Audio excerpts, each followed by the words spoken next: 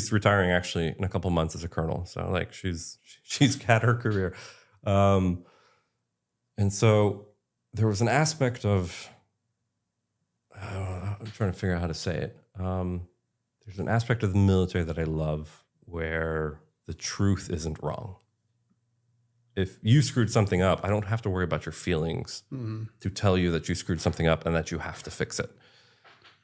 But the frustration in the civilian world is like you have to pad this person's emotions to tell them that they damaged or incompetent, and now you have to pad their emotional journey into a solution.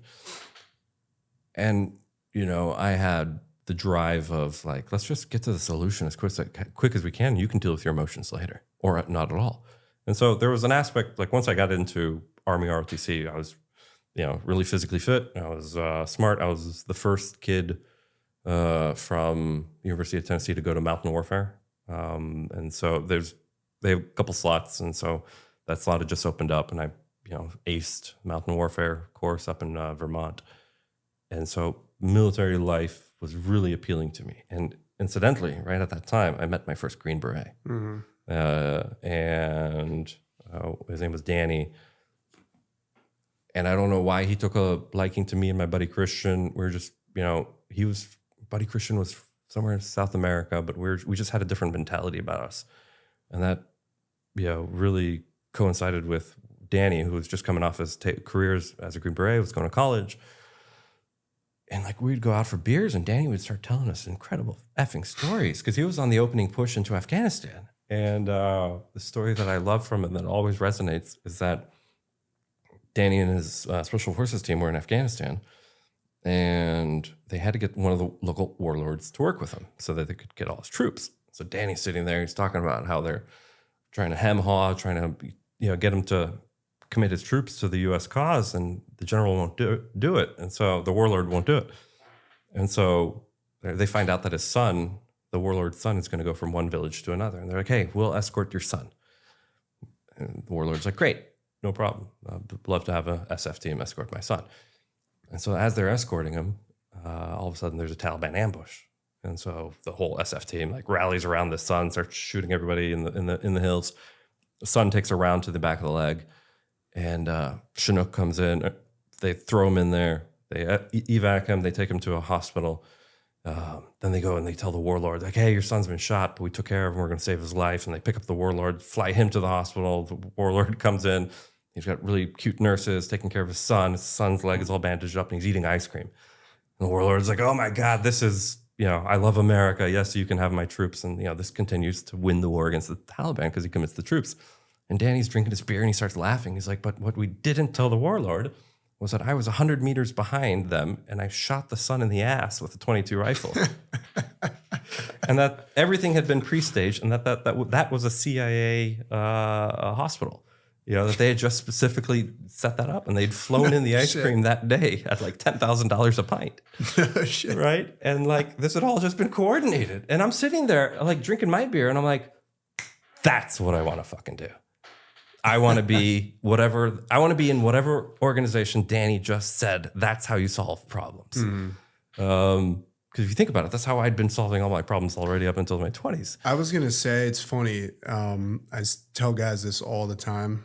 I don't know if I've said this on the show. I definitely have, probably at some point. But I say it with buddies and stuff all the time, whether it's guys that have been on the show or offline, is once you really get to speak to Green Berets and Navy SEALs, and then, DEF and Delta, they're adjacent, but they're all, is you can, if I get 5 minutes with one or the other without knowing what branch they were in, I would know immediately, because team guys, like on the SEALs, they're very much focused on a team. Like it's very, they're kind of like a Lego set where they all build on each other and they need each other, right? Where it's like Green Berets, and again, for SEALs, it's DevGru adjacent, very similar. For Green Berets and Delta, the way you guys work, you're very independent actors. It's like, you guys can, the way that you look at everything as a challenge, and like you can go do it yourself, and you'll kind of take those challenges on yourself. Yeah. It's like up and down. That's a Green Beret. And it's funny, you said that he took a liking to you. It's, I see this with CIA guys as well, as there's this sense where the people that have that type of aura about them or that type of, foundation, they just know when someone else has it. Yeah, it's funny. It's just a consistent thing with every guy that I've met. It's that's their makeup, their chemical makeup. Yeah. It's just they have that either adventurous spirit, the team spirit.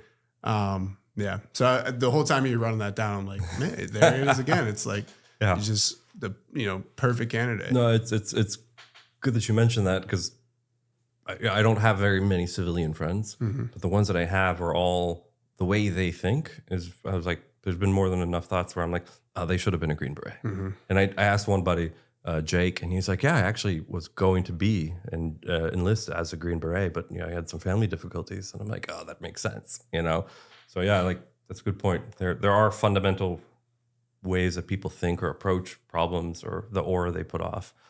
But yeah, so like Danny's telling that story.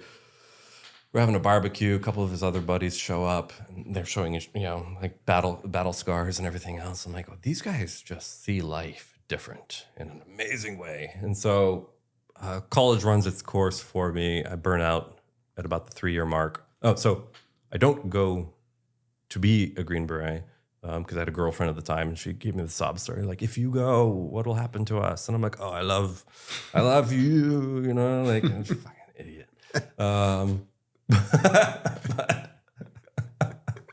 Oh man, it feels so real at the time. But yeah, so I didn't go. I tried to do the civilian thing. I went into business. Yeah, I hated business. So I quit college. I just told my ROTC instructor I was done. I'll pay back the tuition or the scholarship, and then kind of like showing up to college. I just like walked out one day, and I'm like, oh, college doesn't actually care if I'm here or not, And so I'm standing in the front steps. I'm like, what do I do now? I was like, oh, I have to get a job, right? And so I got a job as my very first job was as a pizza chef at Chuck E. Cheese, right down the road in Knoxville, Tennessee, right off the highway. And I lasted exactly 2 weeks because that's what it took to get a paycheck. And I was like, this is not what I'm going to do at $7.50 an hour for even a minute longer of my life. So I'm like, okay, what else do I do? I was like, it's hot summer. It's real humid in Knoxville. And I'm like, you know what? There's a lot of lawns. I should probably start a landscaping business. And so I just bought a couple. I maxed out my credit card. I bought a couple pieces of, lawn care equipment.